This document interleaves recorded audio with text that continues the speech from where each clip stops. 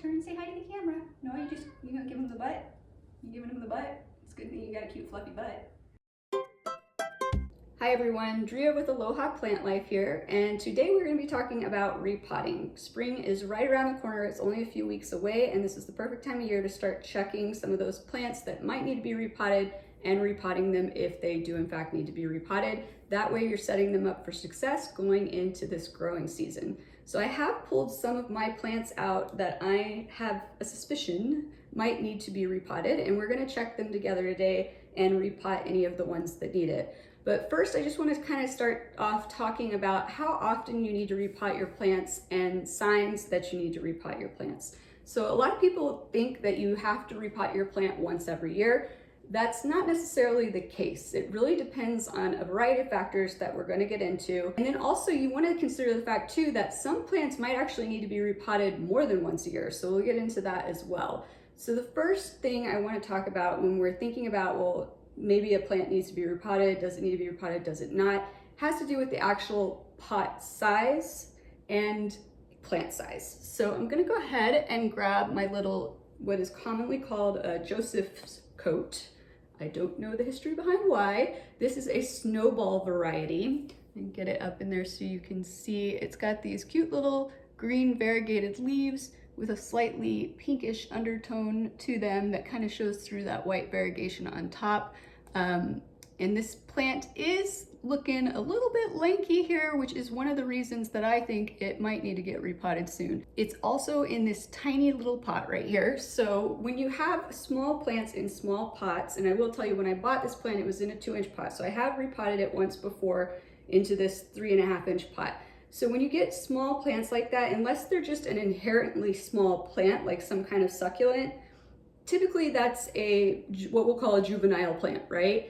So those plants are pretty rapidly growing at that stage for the most part, once again, unless it's some kind of slower grower like a succulent or something of that nature. And so they tend to develop their root systems a bit more quickly than a more mature plant would. When you repot it, it would take longer for that plant to potentially become root bound and need to be repotted again. So in my experience, these types of plants, you're gonna need to repot more often. And I will get into another example of that here in a bit. But before we move on to that, I also wanted to talk about the actual plant size. So also you wanna take into consideration your plant to pot ratio. So if your plant to pot ratio is off, that's a good sign that you might need to repot your plant.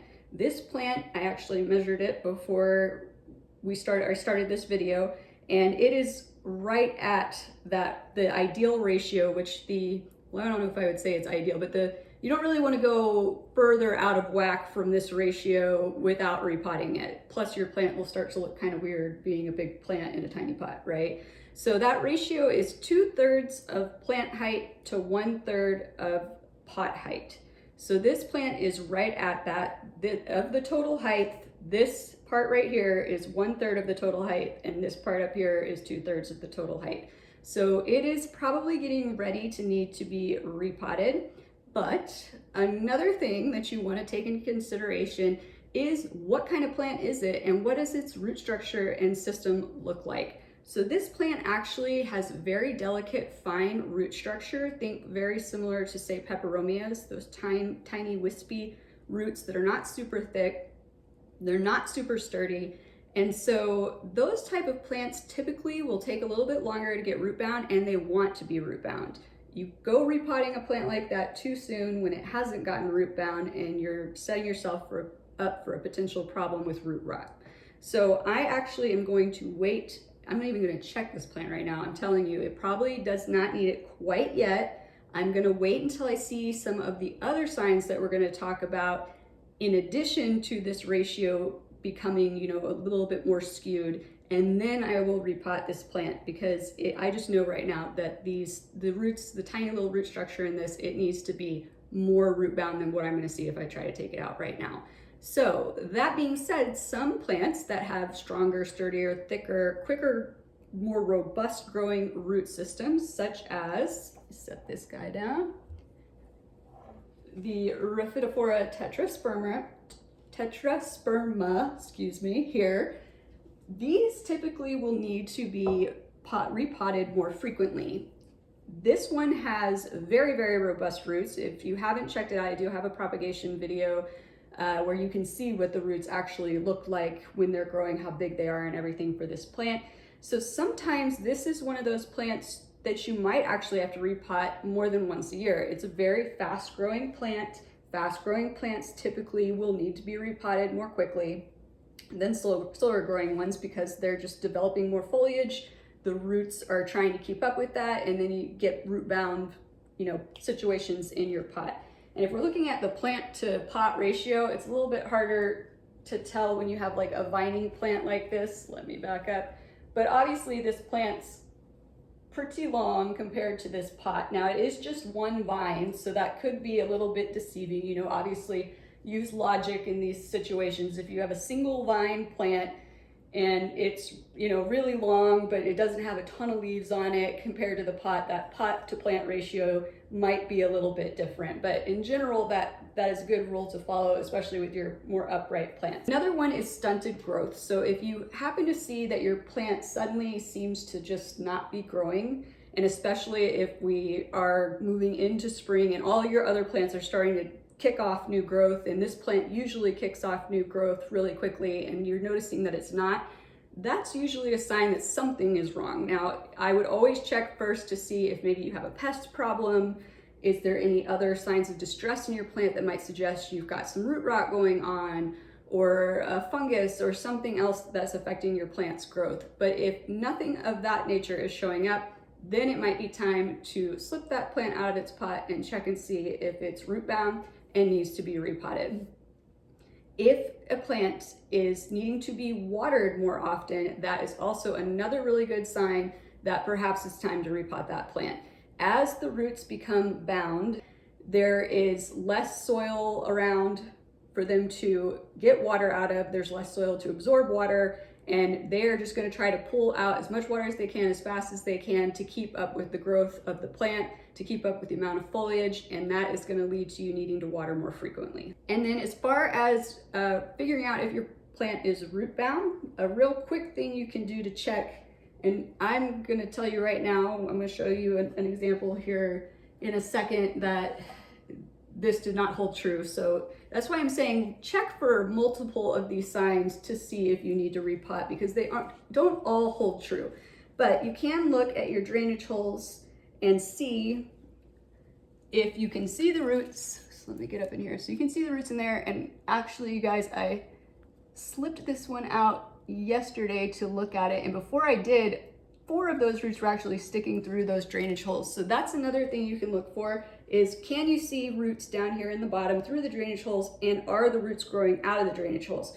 Because typically if roots are starting to grow out of drainage holes, that means the roots have run out of room in the pot, and now they're trying to go find elsewhere to go, right? And always, if you see that kind of thing, just try and slip your plant out of its pot and look and see if it actually is root bound, which is what we're going to be doing here right about now. I just dumped a ton of soil all over the place here. It happens. One other thing before I forget, before we move into checking these, is the number of plants in a pot. So sometimes plants will come with multiple plants in a pot. Give me one second, I have an example right over here. So I did feature this plant in my recent birthday haul video, and you can see there's 2 plants in that pot. Obviously that's 2 root structures growing in there, so that typically is going to get root bound and need to be repotted sooner than if this was just 1 plant in this size pot. So that's another thing to keep in mind. The more plants you have in a pot, the more frequently or quickly you're going to need to repot it. So those are kind of your top things that you're going to want to keep looking out for. And when we determine that we have 1 or more of those things going on, and we decide, yes, it is time to repot, then you've got to think about, okay, what size pot am I going to go up to? And for most plants, the next size up is what you're going to do. So if it's in a 4-inch, you're going to take it into a 6-inch. If it's in a 2-inch, you're going to take it to a 4-inch, maybe a 3-inch, depending on the plant. And that's another thing to keep in mind too, is what kind of plant is it? So a lot of plants like to be root bound, and some plants hate to be repotted, such as Hoyas. Hoyas can live root bound for I've heard crazy stories of people having Hoyas in the same pot for like 12 years and stuff. So just keep those things in mind. But generally, when you start to see signs that, you know, you're having, like I said, having to water more frequently, or your plant's got stunted growth is a big one. If there's nothing else wrong with the plant, it's all good signs that yes, I need to go ahead and repot it, even if it's a plant such as a Hoya that typically doesn't need to be repotted as often. So looking at the plants I have here, I'm gonna go ahead, I think, and start with talking about the one that I emergency repotted the other day. It was super late at night and I didn't want to wait, and I'll explain why here in a second. And it was just too late to try to film it and everything. So this is my Tradescantia, and she is looking gorgeous as usual. So this plant I got probably back in June or July, and she was actually in a 2-inch nursery pot. So obviously this is a fast growing plant. I had previously repotted her from that 2-inch pot into, technically it was a 4-inch pot, but it was like shorter. So this is usually what we think of as a 4-inch pot. That one that I put her in was about 1.5 inches shorter than this. It was one I had on hand that I was reusing from a previous plant. And I started to suspect when I went to water her the other day that we potentially needed to be repotted. The reason being, I was having to start to water her a little more frequently. And then I noticed that there was some kind of funkiness going on at the top, some yellowing leaves. And I knew that she wasn't overwatered because she also has like a tiny little crispy leaf tip over here as well. And I was just kind of like, okay, this is kind of weird. You're starting to behave kind of funny. Let's go see if you need to be repotted. Now, this is a case of when I looked at the bottom of this pot, at first I was like, maybe she doesn't need to be repotted. I couldn't see any roots through any of the holes in the bottom of the pot. And that's why I said, always check multiple things. Don't just trust one thing. Just because you can't see roots in the bottom doesn't mean that it doesn't need to be repotted. So even though I couldn't see those roots, I went ahead and I slipped her out of that pot, and this right here is what I saw. This is the most root bound I have ever had any of my plants be when I have slipped them out of a pot. Obviously, she was desperately in need of being repotted again. That is massively root bound right there. So that's definitely time to repot that. So I went ahead and repotted her up into this 6-inch pot. She is hanging on, or sitting in a pot against a wall. It's attached to the wall, so that's why she has like no growth over here, but she's still gorgeous. And already I have seen a difference. It's only been a few days, but just the leaves look happier, perkier, and she's already started putting out even more growth on the bottom. So definitely needed to be repotted, and definitely needed to be repotted before it got to that point. Honestly, that was waiting a little bit too long for my liking. So that's part of the reason I called it kind of an emergency repotting. So I'm gonna go ahead and set her aside. So let's go ahead and check some plants together here that I think might need to be repotted.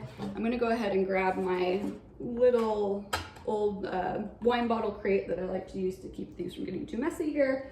And we're gonna start with my little Philodendron micans here.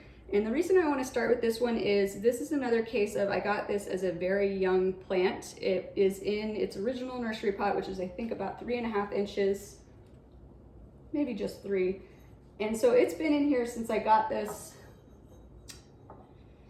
And I think I got this back in maybe October, maybe early November, but it was a baby. This vine right here was only about like this long to here. All of this growth that's come in over here was not here. It was just these few little leaves up here and the part of this vine. And so because it's a young plant, because it's a fast growing plant, I kind of had a suspicion that we might be getting close to needing to be repotting this. And as I showed you when we looked at the bottom of this one, I could see roots, and the roots were coming through the holes a little bit. So philodendrons typically are all quick growers. I would say check them at least once a year just to see like if you think they need to be repotted, but some of them can go like 2 to 3 years just depending on the size of the plant, the growth rate, where you have it. Obviously the lighting and everything it's in is going to affect its growth rate.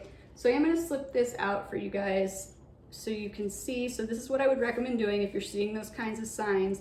So you're just gonna take your plant, really lightly squeeze that pot, gently hold the top of the plant and work it out of that pot. So, see if I can get the vines out of the way here so that you can see. So there is some root boundness starting here, but it's not super bad and it's not really all the way around. So I'm kind of gonna wait on this one. It's maybe a couple months away, in my opinion, of needing to be repotted, just because I'm not really seeing a lot of those roots far up. They're not even totally in a circle around the bottom. So I just don't think it's super necessary yet to do this plant, but it is gonna start to pick up its growth rate here with spring coming up. And when that happens, it might need to go from not being repotted to being repotted that quickly in a snap, right? So we're gonna go ahead and set that one aside. Okay, so this one is the one that I'm suspecting is the most likely in need of a repotting. So we are going to see about getting this one out. I did, for whatever reason, because I don't really do it anymore, pot this one up directly in this pot. It's not in a nursery pot. So we're gonna have to work a little bit harder to get this plant out. But when you're repotting, if you're in a situation like this where it's not in a nursery pot where you can squeeze the pot to get it out, have a butter knife on hand. It is going to help you out greatly. So I'm going to start off just using, and I will say if you've recently watered your plant, it does make it a little bit easier to get out as well. I don't know. This one's a little bit drier. I probably should have watered it a few days ago and then done this video, but we'll see what we can manage here. So you're going to use that butter knife. I'm actually going to set this down to do it because it's kind of heavy. You're going to use that butter knife and you're just going to work it along the edge to kind of break that soil up from the side of the pot. Another thing I will say about why I really wish I had left it in a nursery pot is, if you didn't notice, the shape of this pot is wider at the bottom and narrower at the top, which logically makes no sense because that's going to make it harder to get your plant out. It's kind of like if an ice cube was in the opposite direction, you'd never be able to get it out of the tray, right? So even though it's a very cute pot and I absolutely love it, it is a hanging pot. I just took the macrame hanger off before I started this video. I love it. I think it's super cute, but in hindsight, it probably would have been better to leave it in its nursery pot and just use it as a cover pot. So let's see if I can get this out yet. There is a drainage hole in the bottom of this pot with a plug. I'm going to take that out because sometimes when you're trying to get plants out of a pot that they're actually potted into, this non-nursery pot, you can press with your finger through the drainage hole to help get it out. I'm going to try to be super gentle with this one because it has some aerial roots that are trying to hold it in place and I don't want to pull those out. So I'm just going to tip it, gently pull on it very gently. I'm going to push through the bottom of that hole with my thumb. And we are just gonna take it nice and slow and easy here and hope that we can get this out.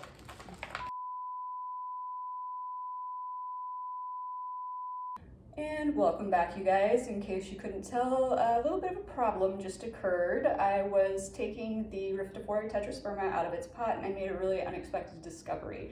And I kept filming because it was definitely pertinent content and it was something that I had planned on shooting a future video on.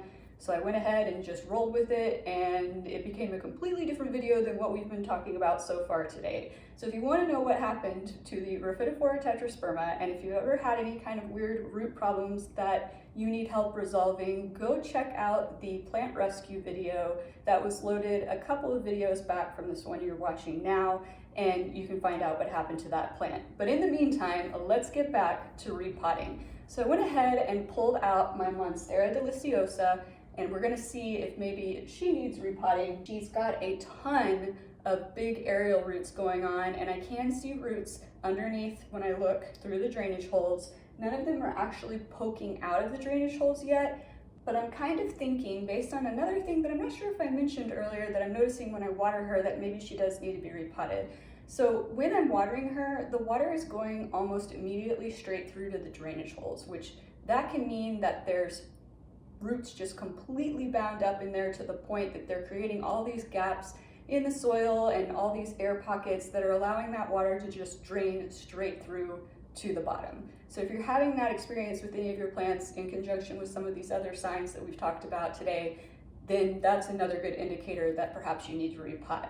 So obviously I have relocated us to my front entryway because there was no way I was going to try to do a plant this big on the island in the kitchen. And unfortunately it's a little bit cold, just a little bit outside today, so I really didn't want to have to go outside, and she wouldn't be able to tolerate the temperature outside right now anyway, so I wouldn't want to cause her any undue stress, because you are stressing your plant out when you're repotting it as well. So always make sure you're repotting in appropriate temperatures if you are going outside to repot your plants. You don't want it to be too hot for them or too cold for them. Trying to figure out, guys, I think I'm going to kind of zoom in and get a little bit closer and then try to just sit on the floor and do this so you guys have a better view than you would with me being quite zoomed out as much as I am right now. So give me 1 second to get us kind of closer together. All right, you guys, I'm going to try to stay in screen as much as I can, but really it's about what I'm doing with the plants. So if I end up getting all chopped off up here, don't worry about it. Just keep your focus on what I'm doing down here. So first thing we're gonna do, just like we were doing with the other plants, is we're gonna try to slip her out of this pot. The bigger the plant and the bigger the pot, even if it's a nursery pot that's flexible like this one, I find it's harder to get the plant out no matter what. And sometimes you might need to cut the pot off. So I did go ahead and grab a pair of scissors just in case I do. I always hope I don't have to though, because I really like to reuse the pots for other plants when they need uppotting. Because you know, plastic, reuse as much as you can your plastic nursery pots, since most of them aren't really recyclable. So I'm going to try to loosen this up, and I'm going to give it a little hug, because me just squeezing with my hands is not going to do very much with a plant this size. You are going to get a little bit dirty, so make sure you're wearing clothes that you don't necessarily care about. Not like me.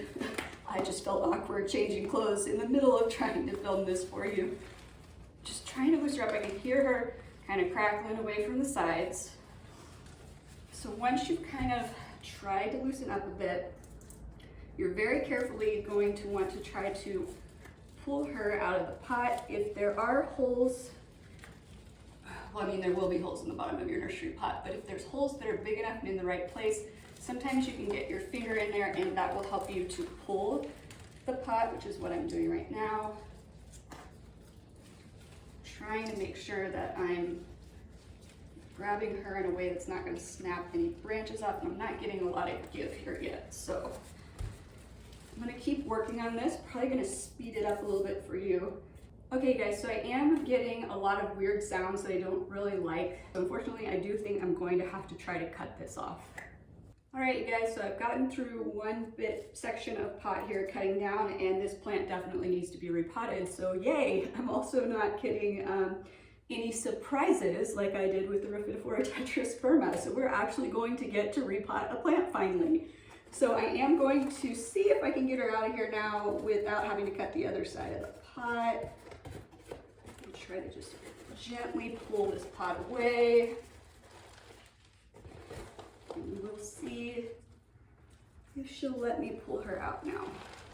Oh yeah, I think we're gonna be able to come out now. So I'm gonna go ahead and use both hands gently all the way at the base of the stems here. So hopefully I'm not pinching anything off. I might use my knee here to tap the pot off. There we go. She is out. Great. I'm gonna set that pot aside over there, since we don't need it anymore, and I am totally going to end up making a mess of my floor, but I want to bring her up close so you guys can see just how root bound she is.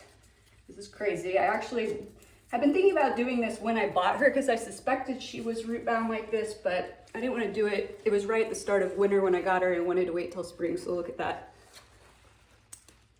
That is definitely a root boundness. Look at the bottom. So this is definitely a we need to repot situation. So yay, I'm glad we finally got to that point today. And just so you know, this plant is similar in its growth pattern and its vining style to that Rhaphidaphora tetrasperma that we were initially working with. So eventually that Rhaphidaphora tetrasperma, this is what you would have been looking for, this kind of root boundness in it. So we're gonna go ahead and we're gonna take our new pot, and I'm just gonna get the pot more out of the way. We're gonna scooch her over a little bit so you can see what I'm doing. And I did water this plant not totally recently, but it hasn't been that long. So she's definitely still damp down here. So that made it a little bit easier to get her out of the pot. And so when I'm repotting a plant like this, that's still a bit wet like this, I'm not gonna water it right away. My soil is actually fresh out of the bag, so it's still a little bit moist. So that's already kind of wet. So I'm going to wait until I feel like this has dried out a bit more, because I don't want to now have her sitting in water and potentially be creating a potential root rot situation. So we're gonna go ahead and we're gonna start filling up this pot. And I might have to go mix some more soil in between here, you guys, but we'll see. I might have enough. So you want to go ahead and put at least a couple of inches. Yeah, I'm definitely gonna have to mix up some more. I think I underestimated, you know, the size of the pot. And just so you know, this is one size larger of a pot. You know what, you guys, looking at this, I don't think this pot's actually gonna be big enough for her, especially considering how root bound she is.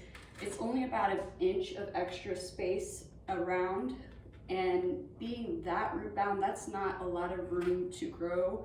So in looking at the heights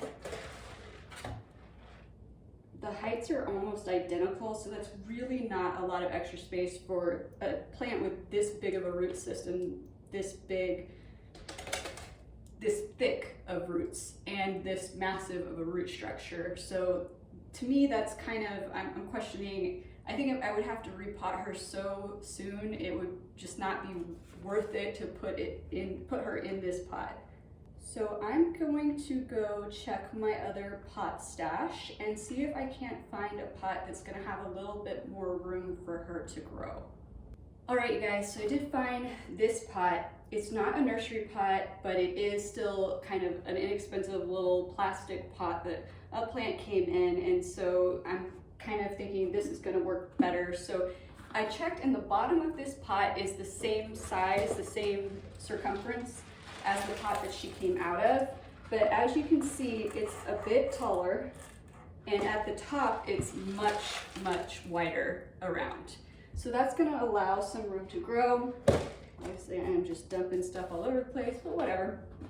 And the other thing is, even though it's the same circumference in the bottom, since we're gonna be packing in about 2 inches of soil before we even stick her in there, the bottom of her is gonna be at a wider circumference point in this pot.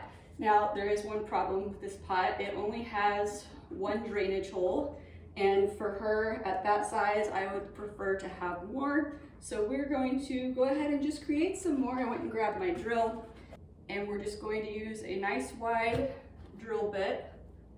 I'm not sure exactly what size it is, but it is maybe, let's see, half an inch. Half an inch is the largest one I had for my drill, so that's what I'm gonna use. And I'm gonna make at least 4 drainage holes. Well, there's already one, so I'm gonna make at least 3 more in the bottom of this pot. So I'm gonna go ahead and set this drill off to the side and try and just clean this up. Okay, so I'm gonna go ahead and dump all my soil back into this pot. Get it kind of packed down in here.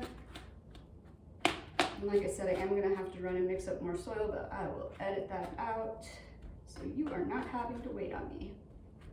All right, so I got some more soil, and just so you know, you guys, this is just my regular organic potting mix mixed with perlite, 2/3 potting mix, 1/3 perlite.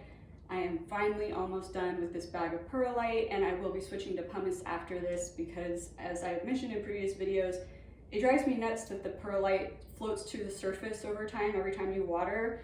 And I mean, what's the point? It's supposed to be helping the drainage throughout the soil, but if it's constantly rising to the top, well, then it's not helping with drainage. So pumice is a heavier material. It's going to stay in place better. So that's what I'm going to be moving forward, or using moving forward once I finish up this bag. So we're going to go ahead and we are just going to set her directly into this pot. We are not going to mess around with her roots. I might brush off some of this loose stuff up here, especially where I'm just seeing a lot of dry, old, like barky soil, and she's got a lot of slow release fertilizer balls still hanging out here that are probably already spent. So I'm just gonna kind of dust off anything loose, but I'm not gonna be messing with the roots. I've said this before and I'll say it again. It's a plant. The roots will figure out how to work their way into the new soil without you having to go messing with them and trying to loosen them up. So don't mess with your roots.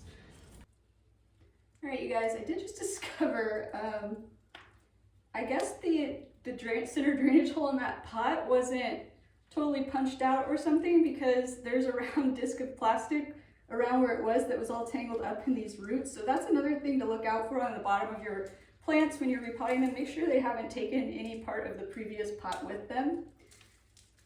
Okay, so I think we're good to go now. I'm going to go ahead and carefully set her into this pot. Make sure that she's sitting at the right height. I know you guys can't see me because of her, but just look at the pretty plant while I talk to you. So you do want to make sure your plant is sitting at the right height. You want the top of the plant to be at least an inch below the top of the pot, because when you fill in with that soil, you don't want that soil coming all the way up to the top of your pot, because if it does, when you go to water, you're going to have water spilling all over the edge of the top of your pot. You want to make sure that the plant is centered evenly in that pot. Okay, so she's looking pretty centered in here. And here comes Toby. Hi, Toby, you can't get in this stuff. It's not for the Toby. No, you don't want to eat dirt. Yeah, you go hang out over there. I'm almost done. I'm almost done, and then we can play or snuggle or whatever you want. And guess who's coming back to continue his visit with us? You're silly. Say hi to everybody and then go lay down. Say hi, turn and say hi to the camera. No, you gonna give him the butt? You giving him the butt? It's good that you got a cute fluffy butt. Lay down. I'm almost done. So now all I'm gonna do, you guys, is start backfilling in with the dirt here. Let me move this over so you can kind of see me a little bit better, and let me rotate her so that you can see a little bit better what I'm doing here when I'm filling back in. So I'm just gonna take this soil and I'm gonna backfill in. So you're just dropping it in, filling in those gaps. Luckily, I've got about 1.5 to 2 inches around this plant at the top, a little bit less at the bottom, but it makes it a lot easier to get the dirt in. Sometimes when you only have like that inch, if you're going up, you know, 1 true pot size and it's a full inch, and that's all you've got to work with, it can be a little bit harder to get that dirt in there. Toby, no. So you're just gonna work all the way around. And as you're working around, you want to gently tamp that soil down in there. Don't pack it in too tight. Here comes Toby again. You guys give me a second. Toby needs to go play in Toby's playroom. You can get all dirty. Okay, Toby is situated in his playroom. He's gonna stay in there because I don't need him getting into all this fertilizer nonsense. I gotta get a little bit more potting mix, you guys. So I got more soil, guys. We're just gonna keep filling in here. Probably gonna speed this up for you guys so you don't have to wait so long. All right, you guys, I've got her all good and packed in there with the fresh soil. And that is basically all there is to it. I will, like I said, wait a bit to water her just because she was still pretty wet, and this soil is definitely moist and I put a lot of it in there. I'll just keep an eye on it, check it with my finger to touch, keep a lookout for signs of any kind of underwatering, any wilting, drooping, things of that nature. But she should adapt pretty quickly to this, especially because we didn't mess with the roots. If you have made the mistake, I won't say the mistake, if you have made the choice in the past to mess with roots, you have probably noticed that the plant does not acclimate quite as quickly or look as good right after you repot it. It definitely is a little more traumatized than this type of situation will leave a plant. Now the plant is still just been transplanted, so it is kind of going to go through a confusion phase. So if your plant is acting a little bit unusual, don't be overly alarmed. Just give it at least a few weeks, and typically by that point they will start to perk back up, start to act a little bit more normal. But as always be looking at your plants, inspecting your plants, making sure if you see anything going on that there's no pests, there's nothing else that looks like it's a problem. And if there isn't, then it's really probably just a case of a little bit of shock from being transplanted, and it will be fine, it will bounce back. Well, thank you for joining me today, you guys. And once again, sorry this video got a little out of whack and took an unexpected turn, but be sure to go check out the plant rescue videos so you can find out what happened to that Rhaphidaphora tetrasperma and what to do if you ever find yourself in that situation. Thank you for joining us today, and if you have not yet hit that like and or subscribe button down below, please do so, and remember to go follow me on @Aloha Plant Life on Instagram and or on Facebook, and I look forward to seeing you again next time. Aloha!